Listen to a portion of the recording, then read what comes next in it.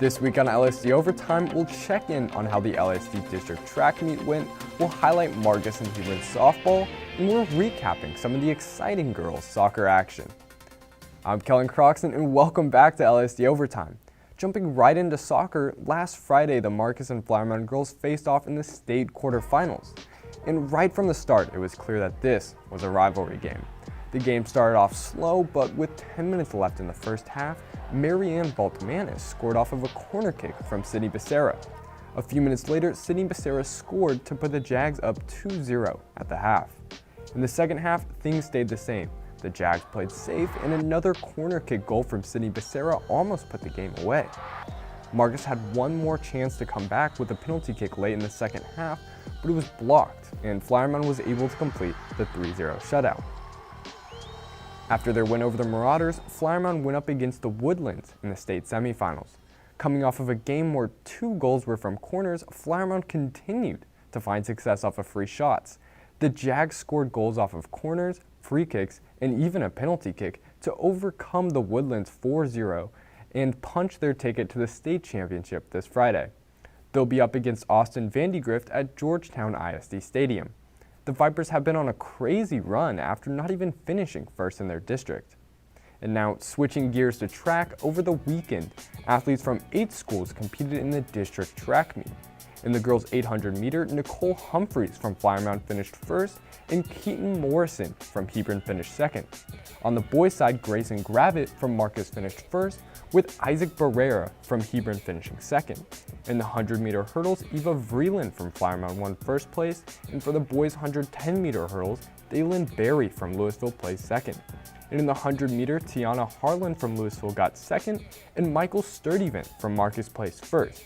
And for the meet overall, for the girls, Flower Mound won district, and Hebron finished in second. And for the boys, Marcus won district with Flower Mound finishing in second. The regional meet will be on Friday, April 16th at Capel High School. Moving on to tennis, Hebron has had an impressive start to their varsity district run. In the first round of the tournament, the Hawks won 7 out of their 10 matches. 3 of their doubles teams advanced to the second round yesterday. And moving on to softball, this past weekend, Marcus and Hebron faced off. Hebron was at a disadvantage going into the game, being shorthanded on players. The Hawks kept Marcus at bay until the 5th inning, where they gave up 5 runs. The Marauders' pitching kept Hebron at bay for most of the game, and Marcus eventually expanded their lead 8-0. Hebron started to come alive at the end of the game with a 3-run home run by Riley Nicholson, but the Hawks couldn't complete the comeback, and Marcus won 8-4. I'm joined now by one of Flower Mound's softball coaches, Allison Baird. You guys are currently ranked 3rd in the state. What are some of the reasons for your team's success? Hard work from the moment that we got to practice again in August. During those first 2 remote learning weeks, we were able to kind of get back together as a team and kind of finish what we started last year. They work really hard, and we have amazing seniors who have kind of set the table for everybody else and led by example. And you guys are on currently an 11-game win streak. How important is that momentum going into the postseason? It's huge. It's a huge confidence booster. Our district's really tough. We have all the Plano schools, and then obviously all the LISD schools and Capel, and every single game's a fight. And that's something that we need to experience going into playoffs. We didn't have that in 2019 every single game, and I think sometimes we struggled in playoffs with that. But they know the importance of competing in competition, and they take pride whenever we have a win, because it's a good win against a good team, no matter where they're at in the rankings. And considering the lack of a season last year, how surprising is it the success you guys are able to find this year? It's a little surprising just whenever we think about how much experience we don't necessarily have, and mainly playoff experience or tough experience. We have 9 seniors on varsity this year, and 3 of them have been on varsity since they were freshmen, and they didn't really have a whole lot of playing time their freshman year. And their sophomore year, they got more playing time. And their junior year, when they really would have stepped into that leadership role, obviously last year got taken away. And so, but we did have 14 returners from last year's team. And so that helped a lot, I think, with the lack of season last year. All right, well, thanks so much for joining us, Coach. Good luck on a successful postseason. Have a good day. In some other sports news, the Marcus wrestling team had a strong performance at the district championship last week. The team finished as district runner-ups with a total of 137 points, matching the highest finish in the program's history since 2010. 10 of the 14 wrestlers finished in the top 4, and 7 wrestlers will advance to the regionals. The regional championships will be held this Friday and Saturday in Haltom City. I'm here in the studio with LISD Assistant Athletic Director Christy Lyles. Thanks for being here, Christy. Thank you for having me again. So we're getting around to the playoff time of year, and it seems that a lot of these games are being played at neutral sites. I'm just wondering, how are some of these neutral sites chosen? Well, great question. Both schools mutually agree on where they want to play. If you want to flip for home and home, that's obviously on the table, but a lot of times schools don't want to do that. It's okay to play at your home, but you may not want to play at their home. So a mutually agreed neutral site is usually what you try to find. And it's based on mileage between the schools, or if the two schools agree to play somewhere like a McKinney ISD Stadium for Marcus and Flower Mound soccer, then that's, and you get on the list and you try to compete against all the other schools in the area for the same great venues, and so it's a race to the finish, but that's usually how that works. Okay, and a lot of teams are playing in playoffs right now. It's almost like a spring surge of playoff action happening, but it seems that in soccer, LISD always has a strong hold on the state and even regional areas. So how are they able to do so well consistently?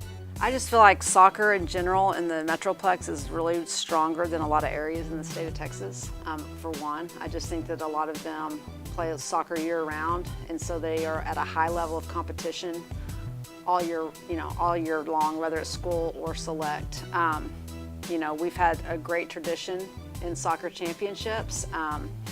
Hebron girls won in 2014, Flower Mound girls won in 2016. And then they may have a chance again to win on Friday. So and the Flower Mound boys also won in 2019. So we have been there a lot. So we know what to expect.